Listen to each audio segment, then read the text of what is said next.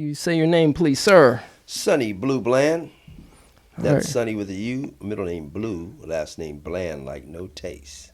All right. All right, Sonny. I guess let's start with your background, brother. Where are you from? Well, I'm from Sacramento, California, and I traveled extensively around the world with my father every summer growing up. Uh, yeah, I'm from Sac, Oak Park, California.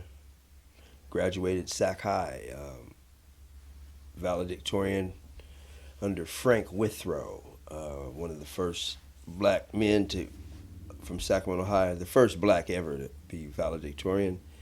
And yeah, I went on to college, worked under Nathaniel Colley. He was a big lawyer, and I worked for him my senior year in the program called executive executive internship executive internship. And I was president of the Future Business Leaders of America.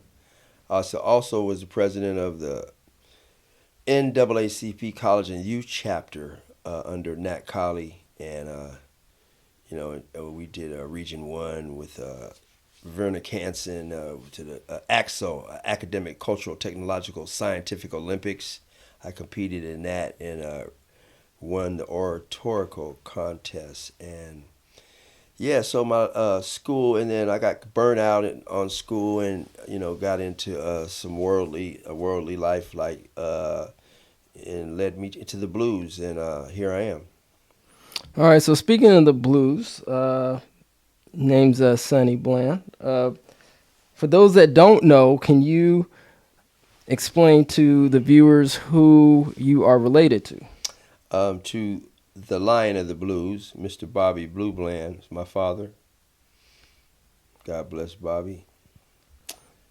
All right. So what was it like growing up, man? As a son of Oh man, Mr. Blue Bland.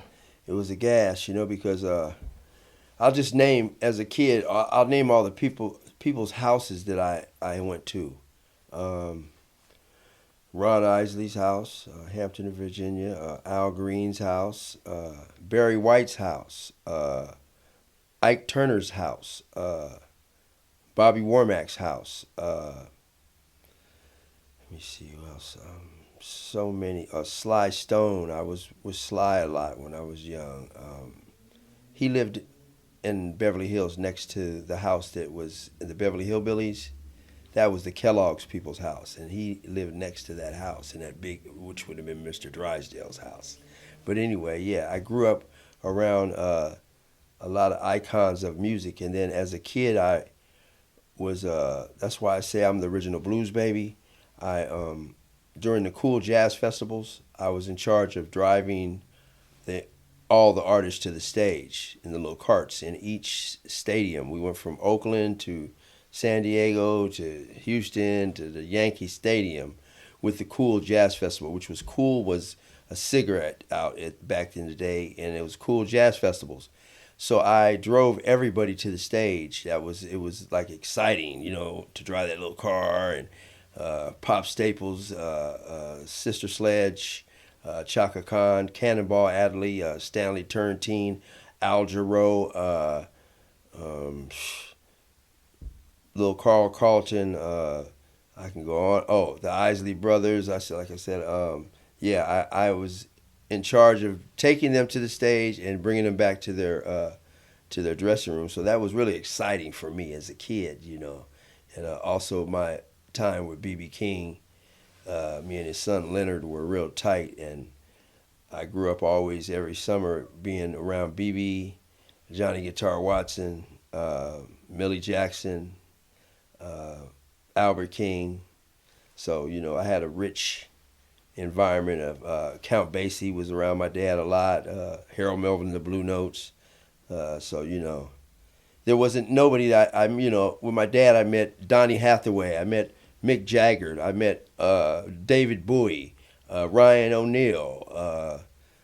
Because everybody would come and see Bobby, because Bobby had such a beautiful spirit. He was so beautiful, a beautiful person, and he couldn't read or write, but he became the greatest blues singer in the world. So anytime Bobby, well, affectionately called Blue, they would come see him, and Rudy Ray Moore. I can go on and on. Stevie Wonder. I met everybody with my dad. And Ray Charles rubbed my face when I was about 6 years old in a place called the Rubaiyat Room in Los Angeles. Me and my dad went to see him. So yeah, and I played dominoes with Willie Nelson. He came on my dad's bus in Louisville, Kentucky, and we played dominoes. I was about 9 or 10, so I've always been I was always with my dad, and so when my dad got dementia, he disowned me at 42, uh, and so I'm going through some stuff trying to get that straight because it's wrong, and my Google, the lawsuit against me for $1 million is still there. You can Google Sonny Blue Bland and see that, and it's real messy, and I'm not going to get into it right now about that because the focus right now is the blues, and the blues is in peril. They've already, like the Grammys, you didn't hear nothing about the blues. They did it online. The blues is being kind of ousted out of American limelight, and just the whole uh, thing. Blues is the root of music, and I'm the torchbearer of the blues. I keep the blues alive, and I vow to do it till the day I die. So I'm not going anywhere. I'm keeping the blues alive. Okay, so you mentioned a couple things there, and I kind of want to unpack some of that stuff. Let's go back to Frank Withrow and Nathaniel Conley. Huge, huge icons here in Sacramento. Yeah. Could you talk a little bit briefly about Mr. Frank Withrow and first, and also Nathaniel Conley? And if I'm correct, he was a lawyer here Yes, he in was a Sacramento. lawyer. Okay, so if you And want to go on Frank okay, Withrow, okay. Mr. and then Withrow yeah. was he was my mentor. I wore a suit and tie every day with a briefcase. Mr. Withrow was suited and tied every day. I emulated a lot of Mr. Withrow's moves, and how he could, he had real good. He was real eloquent. He could really talk. He could rap. He was very entertaining. So I picked up a lot of his moves as a kid, going to Sac High, and I became, like I said, the president of the Future Business Leaders of America. Went to conventions. I held that down, and then in turn, the Future Business Leaders of America executive internship. That's how I became Nat Colley's paralegal or understudy or whatever. I was just, I go get the lunch, and I did, some discoveries, and you know different things in the office to, prepare me for being a lawyer, because I was going to be a lawyer, and I got a scholarship to Tuskegee Institute, which Mr. Colley was alumni there, and so I was working under Nat Colley Jr. He and I haven't seen him in years. If you see this, Mr. Colley, I'd like to say hello to you and your sister, because I know Big Daddy Colley is gone. Senior is gone. I know he's gone, but heck of a mind. He had because when I first started working for him, he was doing a case uh, with where some people from my neighborhood, the Keolas, were involved, and it was the Yayas, and they had killed, God bless him, I think Mario Keola or Michael, one of them, I don't know, but yeah, and so for me to be working for Mr. Colley, I was looked at very, I was looked at like, you working for him, because he was the Uncle Tom to them, but he was a brilliant man, Hmm. and and money has no, it's green, and Mr. Colley wasn't, he was fair, so yeah, So why do you think that some had the interpretation or perspective on Mr. Colley being quote unquote a Sambo or Uncle Tom? Why do you think people perceived him as that? because the cases he took, he Hmm. was defending people that, and for like the Yayas. He defended them against some blacks, and so he was not on the black side, Mm. but he was to win the case. He was like a black Perry Mason to me. Mm. You know what I mean? He really was. So that really rounded me out to. I was really in deep into politics. With the NACP. Benjamin. I went and had dinner at Benjamin Hook's house, and I was on Region One with Ricky Baker. He was the president of San Francisco. I was the president of Sacramento, and we went to the convention, and we got up and turned our backs on Reaganomics, on Reagan, and we hit the headlines, the newspapers back then. So we did some stuff. We had a lot of resolutions. We were always doing resolutions. At the conventions, and it was really fun. To be a part of that process because I had never been a part of any political process, and then I was also of the youth council for the Yeah, Anti-Klan yeah, Society. yeah. Take your time, man. No Yeah, rush. No the rush. Anti-Klan Society. I worked with them until the Klan came to my neighborhood, and they didn't know where the house I lived, but they lit a cross, and my mom was like, "Nah, you're done." So I was a more of a black nationalist for my black people. I was Mark Tima, a lot of brothers that were really deep with the black movement. They were lacing me, you know what I mean, and they knew I had a real strong following. I had 70 people following me in the NACP. Those were all my homeboy Jerry Robinson, all Donnell Burton, Fran Thompson, everybody from Sac High, from Oak Park. They was with me on our black nationalism. Being proud of being black and striving for excellence and Mr. Withrow pumping us up. You know what I mean? So we were a strong force back then. You know what I mean? And time has went by, and now everybody is spread it out doing their thing, and it was a good time. Well, let's unpack that a little bit too, because there's some other things that you spoke of. So my father, who actually attended Sac High before your time, um, he grew up around Oak Park as well during the Black Panther Party. Oh Now yeah. I don't know because you mentioned black nationalism, right? Now I don't know what period or time, but I know we have a common friend, Troy Dawson, right? Yeah. And that's how we got the connection because he's my Right. step uncle. Um, so I know at the time Troy mentioned growing up, he talked about the Black Panther Party. Did the Black Panther Party for self defense have any influence on you or around you, or were they kind of like later, or Well, no, did you come out later in terms of your identity, in terms of like black nationalism or concepts or anything no. like that? I was always down with the movement for Black America and for the black people to come up and do their thing, but uh, the Black Panthers were there all the time.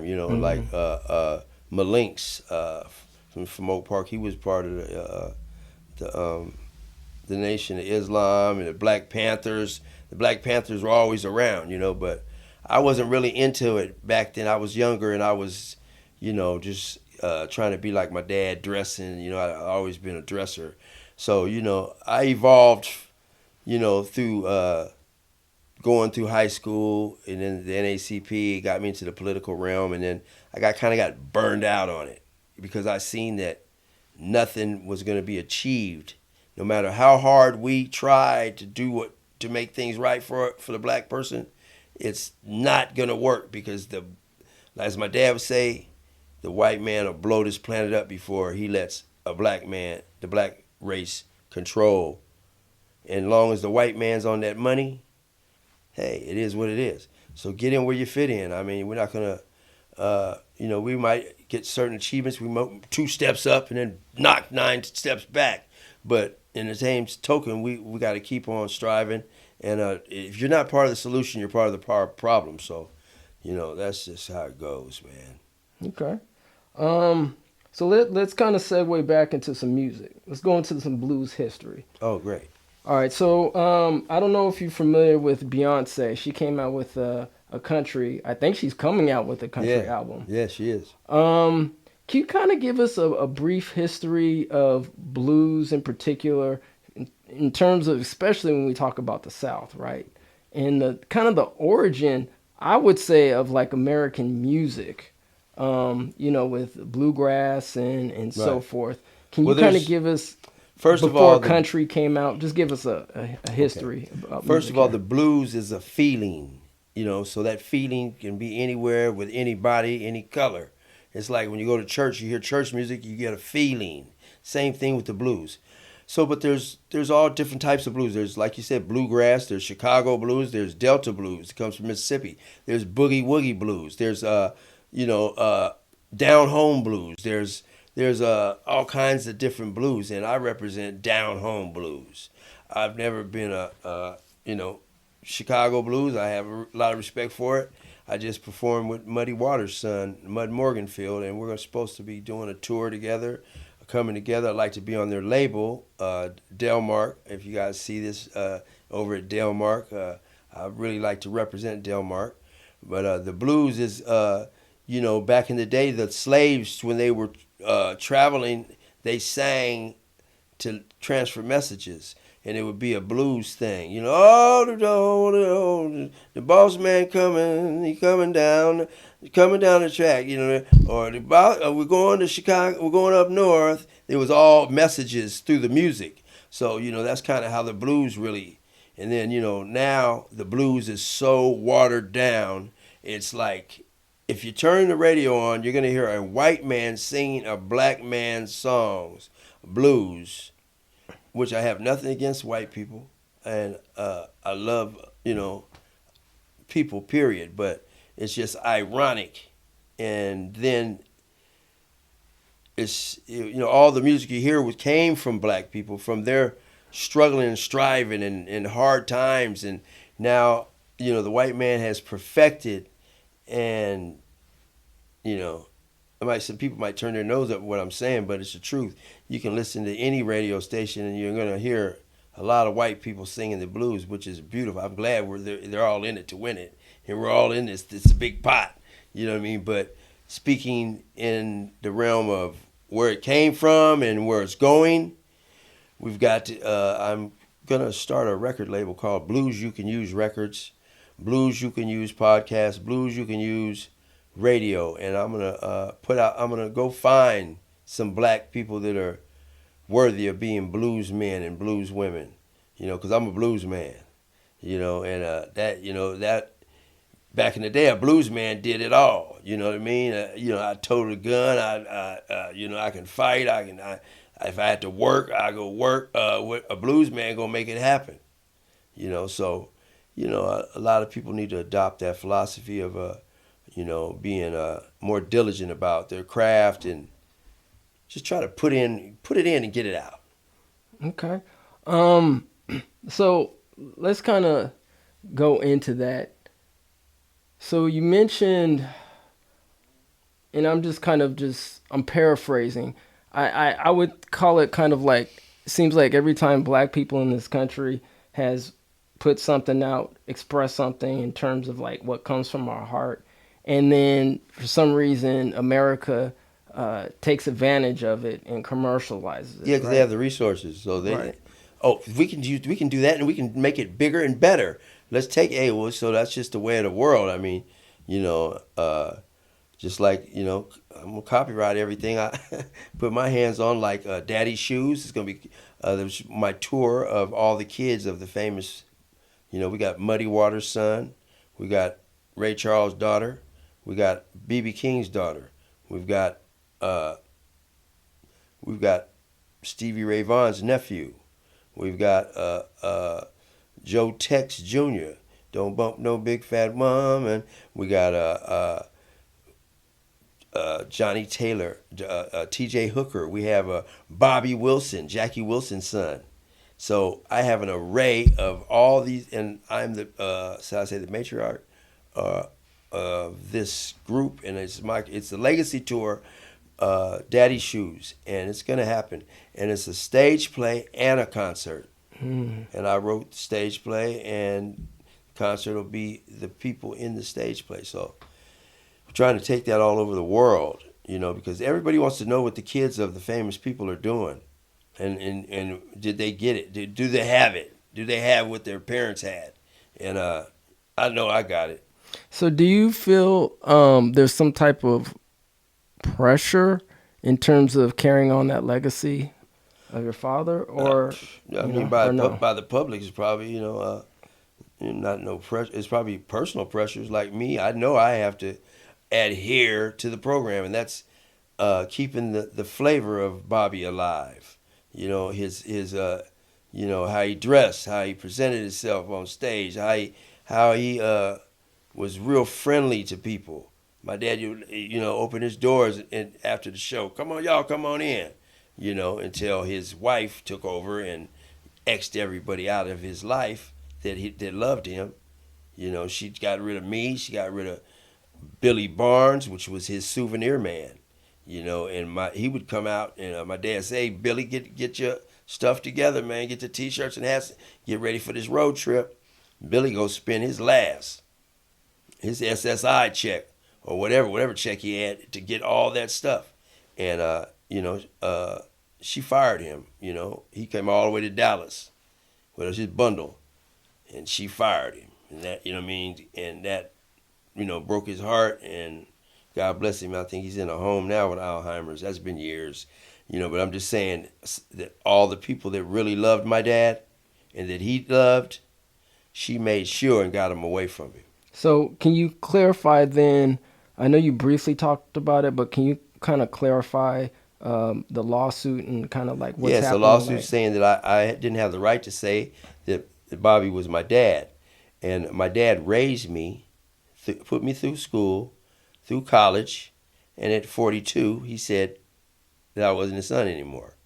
So the dementia kicked in 2009. So it's all, the time frames are going to show, where I was, a restraining order was put on me. Why? You only get a restraining order unless somebody does something to you, right? Psh, you know, uh, it's just, it's just countless. And like, I went to the Monterey Blues Jazz Festival, me and my band, 14 bands. I got third place. Soon as they seen the lawsuit, because every place is going to Google your name. Oh, we can't have you.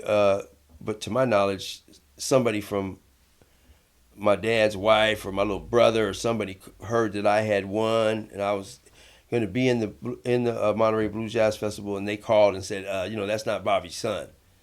So it's been a sabotaged. I've been sabotaged and oh man, drug through the mud.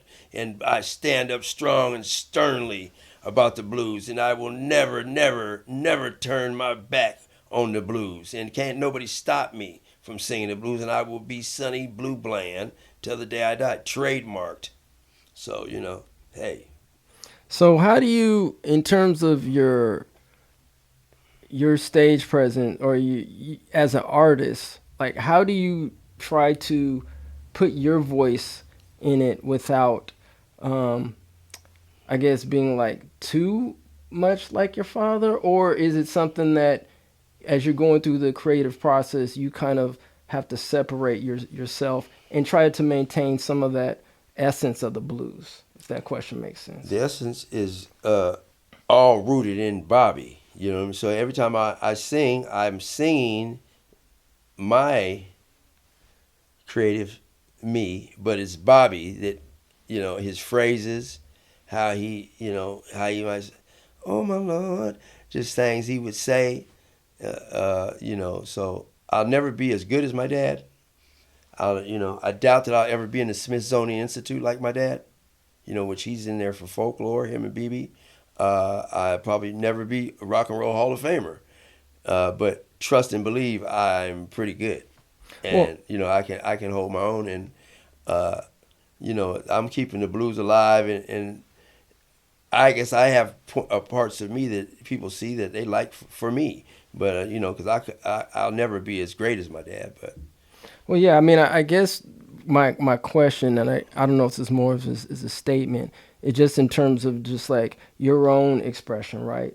Like how you see, the world. Because even though I know, you're the son, right, of Bobby Blue Bland, but you have your own voice Right. too, right? And so I guess that was kind of my question, like in terms of your process, right? About creating, about doing things. How do you kind of like what gives you inspiration in terms of like writing or singing or like what gives you that My inspiration? inspiration comes in a lot of different ways. Depending on what type of vibe I'm on, or what song I'm singing, or what I'm creating. You know what I mean? Be it sad or happy. You know what I mean? It depends. But the inspiration is always based on the blues. Reparations Now, the documentary, is available at reparationsnowdoc.com, or you can check it out at Tubi. If you ever go and shop on Amazon, please go and click on that affiliate link in the description to help support this platform. As always, thank you for the support, and let's continue. So, I know we were talking about the blues history. So, do you want to kind of continue with like kind of what you were saying? Yes, the blues is, like I said, in peril, and all the icons. They're like Buddy Guy, Bobby Rush. Uh, they're all in their 90s. They're really old cats now, and they're still pushing and still hanging on. Big ups to Bobby Rush for getting a Grammy. Big ups to Uncle Buddy for keeping his Legends Club going and touring, and damn right I got the blues. And you know, to all the old cats that are still keeping the authentic, real, down, gut bucket blues alive. A big praise to all of them, man. Like I said, I'm 61 years old. I'm gonna be around for a long time. So Okay. So let's kind of like jump around a little bit. Let's actually talk about reparations, because I know on our platform, that's majority of what we cover. But we cover other topics, entertainment, a lot of things done with the Black or African American community here. In particular, lineage-based reparations right right. here in California. That's what's happening right now. So I know you had your public comment that you made at the final reparations task force meeting Yeah, last summer. I thought it was very important for me to make that meeting. And I was astonished that there wasn't a lot of people in there. There wasn't a lot of black people in there. Uh, but the ones that were in there, we spoke up for all of us as a whole. So, I just think it, like the Jews, they got their 39 billion or whatever. They got the Indians, got the casinos, and so what do we get? We get legislation and some more jargon. We don't need jargon. We don't need legislation. We need money. We need monetary. You get, like as I said, you know our social security numbers. Send the cards with the money on it. Hey, and they figure like well, most black people are going to go out and buy spinners, and they're going to buy loud music. They're gonna squander their money. So the money's gonna come right back into the system of America. So just think of it like that. America, go on and issue this $5 million and let us go out and buy spinners and four-finger rings and all the things that that usually black people buy. You know what I mean? Big TVs. Hey, so the money's gonna recycle and come right back. And hopefully there'll be some smart brothers and sisters out there to say, hey, let me put my $5 million with yours, and let's buy some land, and let's grow some marijuana, or something real profitable, olive trees, or so hopefully we'll have a mindset of that we must all collectively come together. If it was only $1 million apiece, and put that money together to grow and fortify our youth, and because as it is, they're trying to erase us from America. They're trying to erase Black history. Uh, so everything we've fought for and went through, they're trying to erase. That's not going to happen. I mean, hey, like I said, it's a mean world. It's a mean world. So, just be ready for it. I don't put nothing past. I wake up tomorrow and it's a new ban on this, or we can't go here, or we can't go there. It's going to be some changes happening, and people gonna have the blues. So, all right. So well, I guess I'll make a comment in terms of reparations. What people have to understand is reparations are owed, right? It's Right. not something that, is a handout like our ancestors were supposed to be giving. We all obviously know the 48 acres and a mule, and that was with special field order 15 with General Tecumseh Sherman, right? Right. So that was supposed to be part what we call the freedmen. The freedmen, once we came out of emancipation, that we were supposed to be getting these tangibles that we never received, right? And Right. if people have a chance, go to reparationsnowdoc.com. That's reparationsnowdoc.com, where we briefly actually talked to the audience or the viewers who watch it about a great ancestor. Her name is Callie House and Isaiah Dickerson. They were the ones who established at that particular time Wow. the what was it called off the top of my head? Um, it was the pension, the slave pension at that particular time, that agency that specifically fought for our ancestors, because when we came out of Bondage. bondage, right, they were supposed to give us that. So Callie House, a number of years later, said, hey, we were supposed to receive these reparations, you never gave us these reparations, so we're going to create this pension to give us our reparations. And there's a lot of things. Go on to our channel. We also talk about the Freedmen's Bureau, that when we came out of quote unquote emancipation, and also the Reconstruction era, right? That with the Freedmen's Bureau, it was supposed to be, I think it started in March 3rd, 1865 is when it started. It got disbanded basically by mismanagement by white people, and in 1872. And since then, we've been trying to, resurrect the Freedmen's Bureau here in the United States. And actually, one of the bills by Senator Bradford, if you go onto our YouTube page, you'll be able to check it out. It's called SB 490, which is one of the recommendations for the California Reparations Task Force, to have the California American Freedmen Affairs Agency, also known as CAFA, office here to be established. So, and it's supposedly supposed to do a lot of things like people who need to find their eligibility, genealogy, maybe have some sort of apparatus for dispersion of cash reparations, et cetera, et cetera. But we have to, get the foundation first down, right? And we have to be supportive in these bills that are actually going to be geared towards lineage-based reparations. That's the biggest thing, because unfortunately,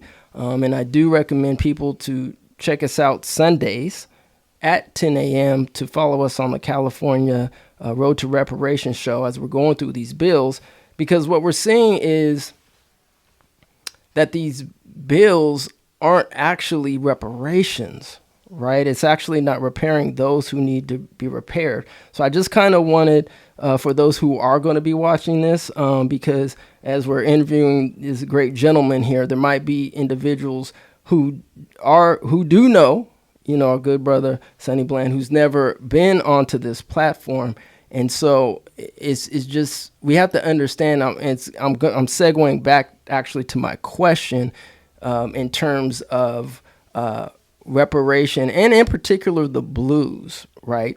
So when we talk about in particular reparations and the blues and quote unquote creative art, and in particular masters. Sonny, masters meaning the audio, right, that once produced, either the record label owns in most cases, or in some cases the artist actually has some ownership in it.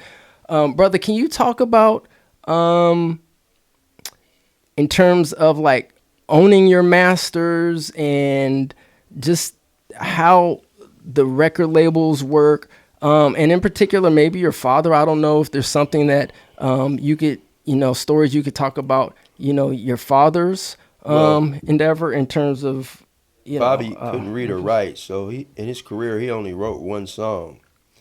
And that was "As soon as the weather breaks, baby, think I'll pack my bags and head that way." And that song recently was recorded by my little brother Roderick Bland, because that was the only song that Dad wrote. So Roderick, being in charge of the estate, was able to sing that song. And you know, I feel like he was my dad's drummer for years, and he could play any song. He's one of the greatest drummers there is. If we could come together with me knowing the songs and having the voice and him, we could be a hell of a team. But the water under the bridge is kind of murky, so we got to clean that up first. But other than that, man, I just I think that everybody deserves something, because look at all what we've been through, but we're still going through it in different forms of slavery. You know what I mean? Even with how they stick the drugs out there. You know what I mean? That's a slave thing. Get people controlled, keep them sedated so they don't see what's going on. They're all sedated, and so it's a mean world. Back to that, it's a mean world. So we want to try to be kind to people. We want to try to enjoy life as much as you can without going crazy and turning into rebel. You have to conform and be part of the situation. And try to ease through it, and get some of the things you're trying to get as a human being, black or white. But it's a hard fight for a black man in America. It's just like it's hard. how do artists protect themselves in terms of like once they create something? How do artists protect themselves? Well, you can they have where you can mail it to yourself, the poor man's copyright, but you need to get ASCAP approved or BMI. Those are me personally. I like ASCAP, and they will track your sound scan and track your music. And because somebody could hear your music over in Paris and take it and put their face on it and be selling it. But if you got the tracking and it's registered with ASCAP, that's not going to happen. So, when we talk about, there's actually five forms of reparations, according to the UN, the International Council. One of them is guarantees of non-repetition. And basically, for those that don't know what that means, that basically is saying that whatever harm that happened, it's not going to happen again anymore. So, in terms of music, right, in blues, um, how do you see in terms of repair, right? Especially because Black Americans have contributed so much to American music.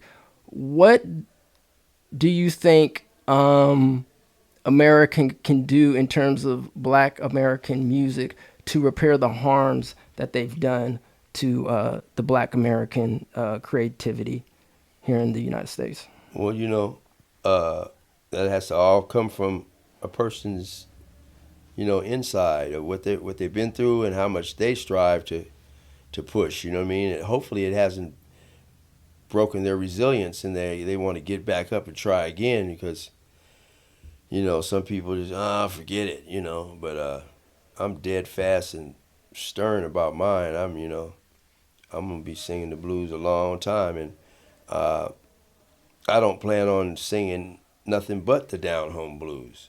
And my dad he didn't play any instruments. I don't play any instruments, and so my voice is all I have to go to use, and so yeah. So how do you, speaking of that, so how do you determine who you want to work with, and how's that process in terms of the musicians that you want to work with? Well, if they're available, if my budget can, a lot of musicians play for the love of the music. Those are the musicians I like to deal with.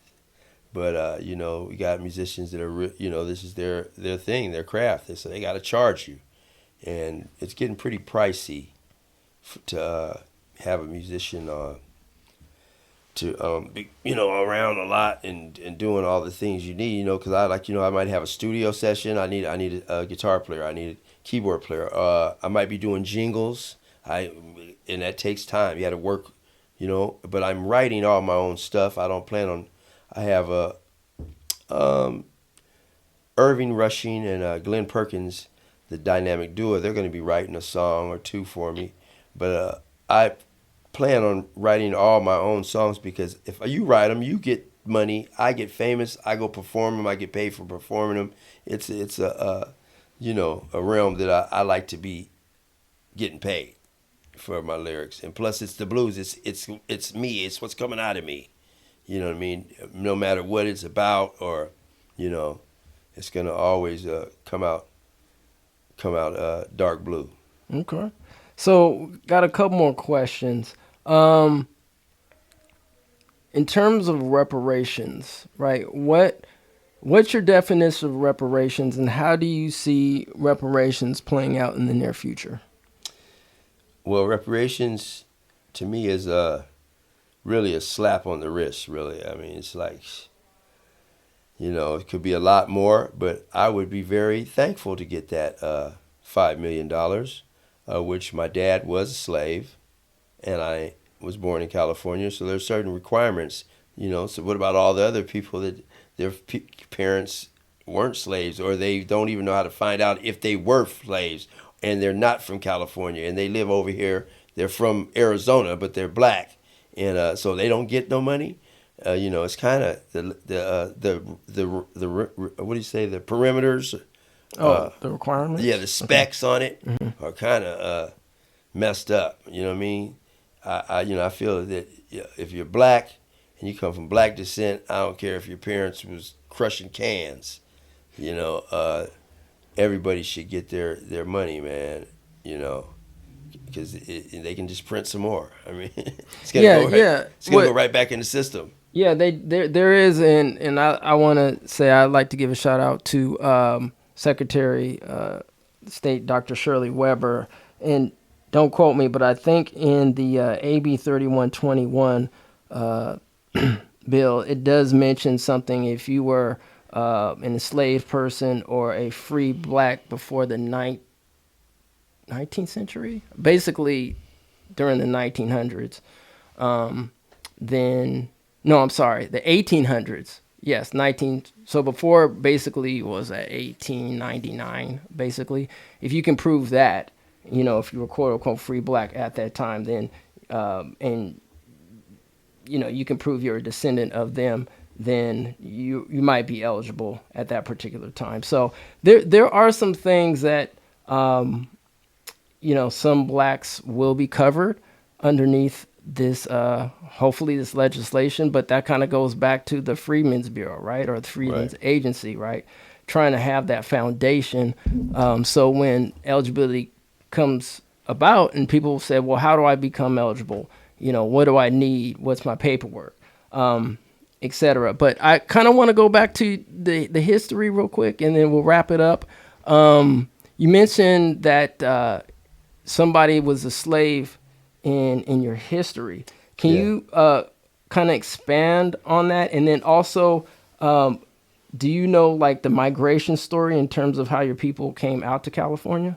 Well, my dad's real name wasn't Bobby Blue Bland. It was Robert Calvin Brooks. He was, and his dad was Big Daddy Brooks from Portland, Oregon. He was a millionaire, and he turned his back on my dad and my grandmother, Mary Bland.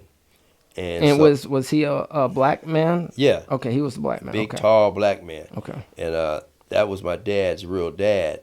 And so Mary Bland went down south and met Leroy Bland, and they were on the plantation together. And the plantation master was named Mr. Paul, and Mr. Paul had my dad. My dad was 8 or 9, and he had a 52-inch waist. He was huge, so he couldn't do too much. So he put blocks on the gas and the brake, and my dad drove for Mr. Paul, and he would clean spittoons for 10 cents a piece. You know, the men spit their tobacco in the spittoons, and he also would sing on the corner for cheese and crackers. So he was always hustling and using his voice. You know, he's a little fat little boy. He couldn't do too much, and I sure couldn't pick no cotton being that fat. So yeah, and then time evolved, and my grandmother ended up owning the Third Street Grill on Bill Street. That was the first black restaurant, and my grandmother was a heck of a cook, and she And where was this located? Memphis, Tennessee. In Memphis, okay. You know, and then my dad lived out in Frazier, which is outskirts off that way out Chelsea, and yeah. So I'm gonna be documenting all these great times that I had with my dad, and just so the public will know the real Bobby. You know what I mean? I want them to know really how beautiful of a person he was, how he was soft spoken. He never whooped me. I never got a whooping by my mom or my dad, because I was a little kid that I was kind of grown. You know what I mean? So I knew how to act and how to be. But yeah, I want the world to know really who Bobby Blue Bland was, not just his music. I want them to know the essence of Bobby, and trust and believe I do know my dad, I think, better than anybody. Just like, I had him.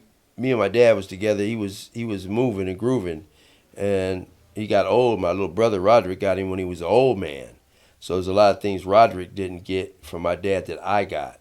But that goes in saying it. We're supposed to be brothers. He would have got it, but he cut me off. Nope. His kids used to call me Uncle Sonny. After my dad got dementia, there is no more Sonny. They tried to erase me out of the scene, but I ain't went nowhere. So how did your folks, your family, end up coming out to California? How'd you get out Oh, to well, my California? mom is from Portuguese descent, and my grandmother and all my people are from Cabo Verdeans. They're Cabo Mm-hmm. Verdeans. And so they came over here to North Sacramento, and that's how, the family came up. And then, like when I was born, Sam Cooke was at the hospital, and Johnny Mathis. And I said, well, I had to research that. Found out Sam Cooke was staying with his brother LC in Del Paso Heights, through going through times of not performing and then performing. And Johnny Mathis was a tennis player at Sac State. So they happened to know my mom, because my mom was always around James Brown. When James Brown had his teeth pulled out, my mom took care of him for 30 days. Wow. When he got his dental implants, and because her best friend Vonnie was James's girlfriend, so that's how.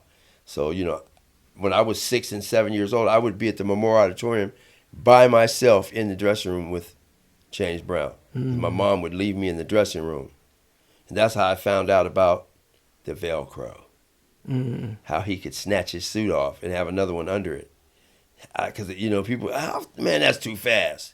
Yeah, he had the Velcro.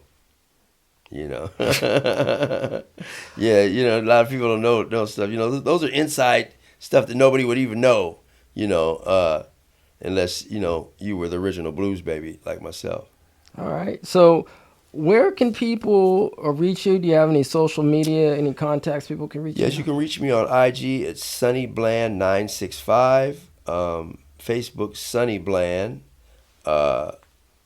and basically you can call me at 916-821-5931, 916-821-5931.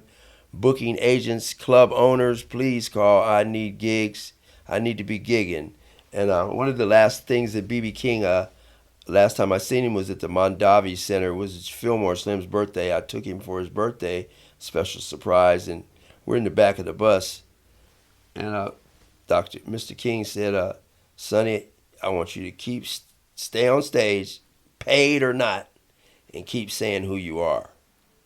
So that's what I do, and that's what I shall do. And during, because of the lawsuit on the radio, I'm just Sonny Blue, But uh, you know, I was also I traveled also. I'm one of the village people. I'm the GI guy of the new group of village people. Macho Man, yeah, under Victor Willis. Big ups to Victor Willis, the guru of music. In my eyes, he's one of the greatest. Uh, yeah, Victor Willis. He played.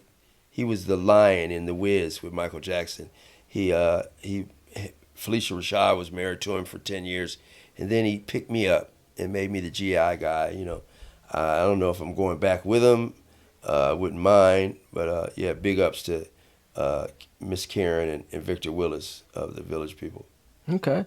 Is there anything else you'd like to tell the people before we Yeah, wrap I'd it like up? to give big shout outs to all the people out here that are keeping the blues alive, and all the people that are helping the homeless. I really, have a lot of admiration for you people that are taking care of some people that have got lost their way, and we're trying to bring them back into society, be productive individuals. And then there's the part of those people that have lost their zeal and their strive for life.